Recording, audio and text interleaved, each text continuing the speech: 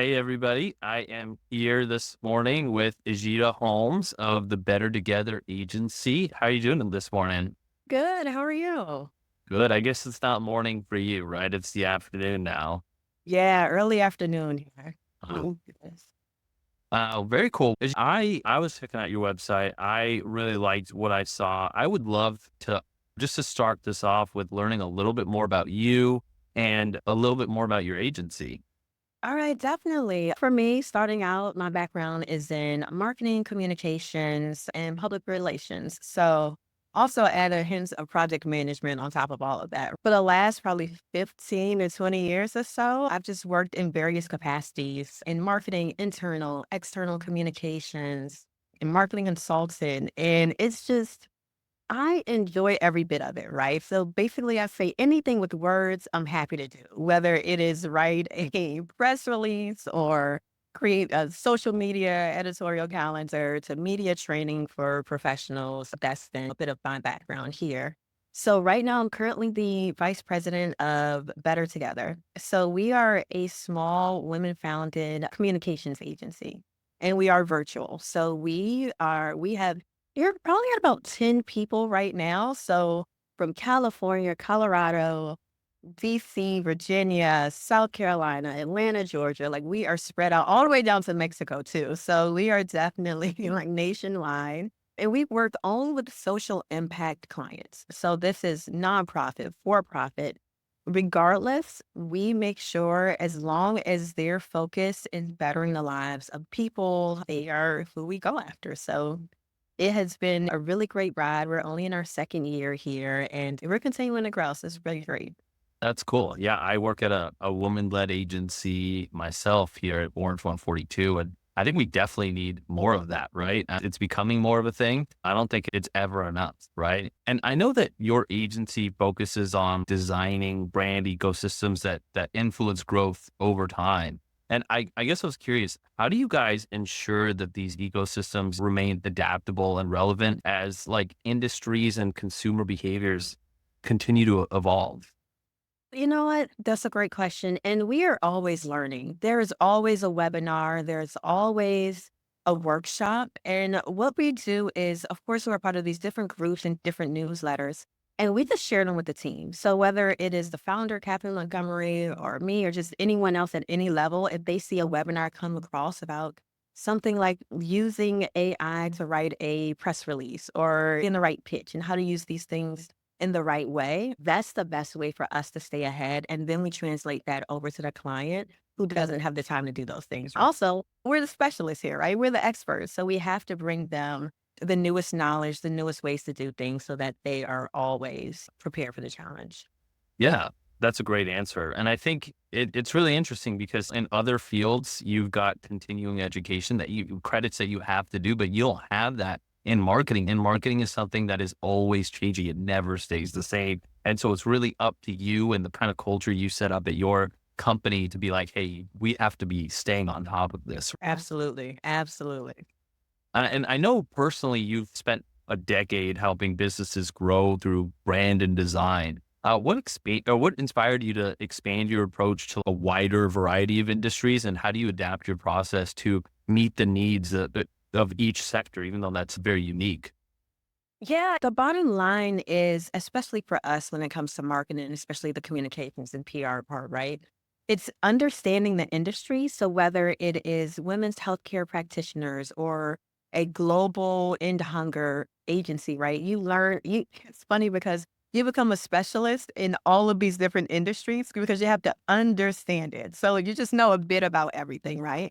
But then on top of that, there's a way that you write a press release. There's a way that we do a social media calendar. There's a way that we do all of these things. And those things, I believe that they don't really change that much. They're subtle tweaks. And this is where the always learning comes in because that's the thing that we have to know the most about. We have to know the most about technology. We have to know the most about those analytics and how now to use keywords. And now, oh, you want to grow your LinkedIn audience, where here are the words that we say on LinkedIn, here's what we don't say. And also, algorithms matter to every single thing across industry, right? So there are always the way in the process that I think stays the same.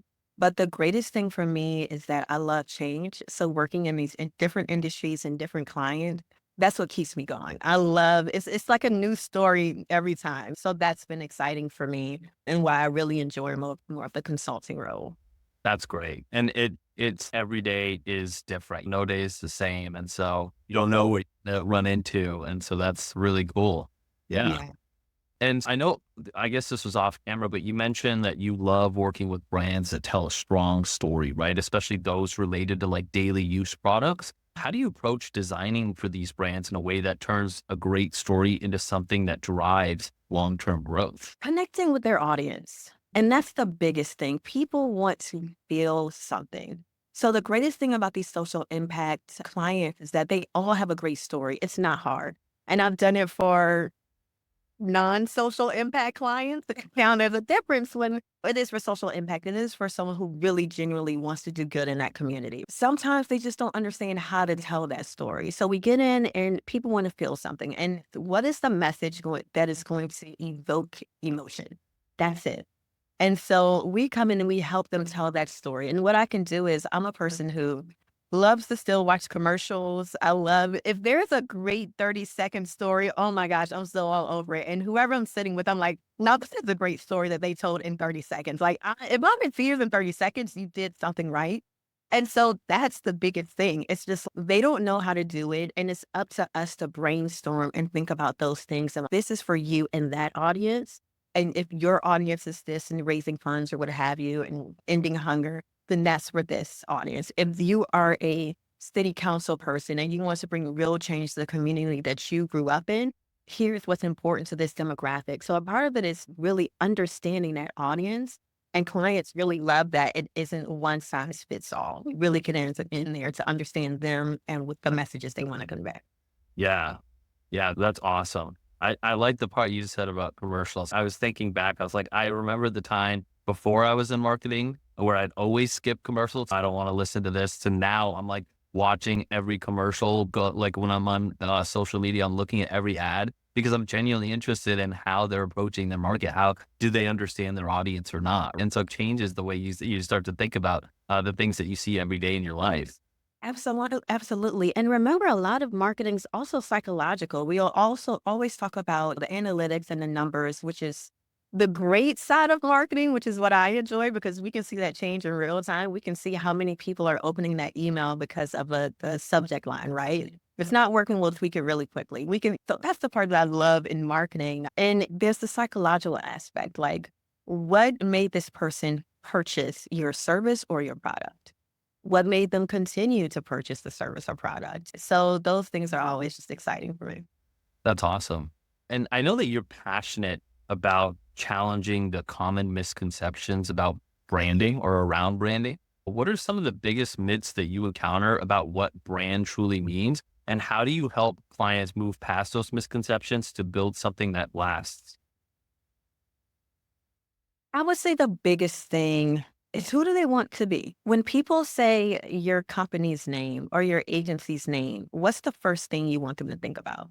What's the first thing you want them to feel? So is it that it is, okay, this is when I feel this, I have a connection to knowing that this is great aluminum foil. So for instance, I'm a big aluminum foil person. I love to cook, the grill. You use it a lot, right? But there's certain brands that matter. And if I'm going to a certain brand of aluminum foil, it's because it stood up over the years. They haven't said anything crazy in the news or the media recently, right? Because that's also a big thing when it comes to branding. When to say something, when not to say something, understanding that brand voice and also how they're connecting. So again, the biggest thing is, and also for clients who want to tweak that brand voice, or if they're newer trying to figure out that brand voice, what do you want to be remembered for? No. How can we echo that? We must echo that over everything. So over your website, over your social media, Yeah. everything to be the same bear, basically one band, one sound. And Mhm. once we get to that part of branding, I think that makes it much, much easier to just move in that siloed way. Yeah, that's a really good point. I think not a lot. I think brand is becoming more and more important these days, especially as we move to marketing towards a new generation, Gen Z. That's a generation that truly cares about what your brand says across all of the mediums that's available. And I really like what you said there. I know that you've highlighted kind of the importance of product presentation and customer journey design. I'd love, can you share an example of how high quality presentation and thoughtful customer journeys have transformed a client's brand and led to measurable growth? Yeah, absolutely. There's one client we have, and what they do is they partner with artists to help raise funds for other communities as they try to drive out hunger. And they do this by dispersing those funds to those community programs, basically, right? And so the coolest thing here about the brand of this organization is they're cool. They partner with these huge artists, but they also lay low because not a lot of people have heard of them, right? So their brand across the board, whether they're engaging with Artists Against Hunger or a food hotline, the brand is still the same. The voice is still the same. And it's basically understanding that every single person has the nutritious right to food, the right to nutritious food, right? And so when you understand that's it, so everything that we develop for this group or this organization, we have to have that line in there because it's so powerful. And when you think about it, it's like not just the scraps that's left over, but nutritious food. And how can we grow that so that this person, this executive director, is a thought leader? So now she's getting that message out there. We're helping her to get that message and grow that brand, but it's all because no matter what she says, and she speaks and lives the brand, which is so important as well. Because sometimes, as we know, you may have a CEO or COO and you meet them and you want the company they work for, but it doesn't gel, right? What's great is also having, and this is where the social impact part comes in, is because every person you generally work with at those places, it's easy for that journey to continue. It's easy to learn their voice when we're writing for them. It's easy to see, okay, now that we're getting you out there, look at that feedback. Look at how we're growing the social media. So if, for instance, one client's goal is to grow their social media presence, we're able to see month by month, okay, now here's where we came in. Here's where we took your messaging. We increased that because we said, this is what your brand is. Here's your 3 pillars now. And now look at these changes. Now look at the engagement that you're receiving from the community. Now look at the membership that's growing. So that's our wraparound approach. That's the part of branding that I really love, that Yeah. part. Yeah. Yeah, that's awesome. I love adding the quantitative to the qualitative, right? Because branding is such a qualitative thing. And when you come in, you said, this is where we came in and this is where you are now because of us. It just reinforces a client's or a partner's like their original idea to be with you in the first place. So like, cool, I made the right choice here. Yeah, and also another part, like we said, in that journey is the key messaging. So sometimes those, and again, they come to an agency because they need help. So if we're looking over materials, we're like, look, this is your key messaging in your brand. It's nowhere in your social media. It's not on your website. So this is the voice. Let's apply it here, apply it there. And that's how we know, and that's how we can help grow this brand. And as you focused on creating impactful brand ecosystems like we've been talking about here, how do you see collaboration with other specialized agencies or partners as a part of scaling these ecosystems across a larger variety of services or industries? What we do right now is we know that we can't do everything, right? So sometimes we will have different agencies reach out to us and say, hey, for instance, if they are specifically a certain type of reputation management, like online reputation management, and we are crisis communications and management in that way, but there's certain things that are just out of our purview that we cannot do. We'll partner in those ways. We'll partner. Right now, we're experiencing growth globally. So we just expanded to the UK and working with a company there. But anytime that we feel like there's something that needs an additional level of expertise, we're partnering with another agency or organization that we've worked with. So whether they're in South Africa, the UK, we're under this huge umbrella of other agencies that we can just reach out to, and it makes it so much easier for us. Yeah, I think it's changed. The landscape is changing in that maybe 10 years ago, it was okay it was like commonplace for a client to go to 5 different agencies for 5 different things. And now people want things now. So, hey, you're the one contact. Can you help me do all of these other things? And so that's where you can still have both of those, the best of both worlds, right? You can have one agency that does everything, but behind the scenes, it's really they're partnering with other specialized agencies, right? Absolutely, absolutely. Because at the end of the day, we have to know what we can do and what we cannot do and what is going to be best for the client. We have to be happy to say no. And There are times that we will turn people away, which is a great place to be in. And usually it's because they are social impact focused. But if they want something so niche and we have a contact or a partner with someone to do it, we will definitely do it and make it happen. So That's great.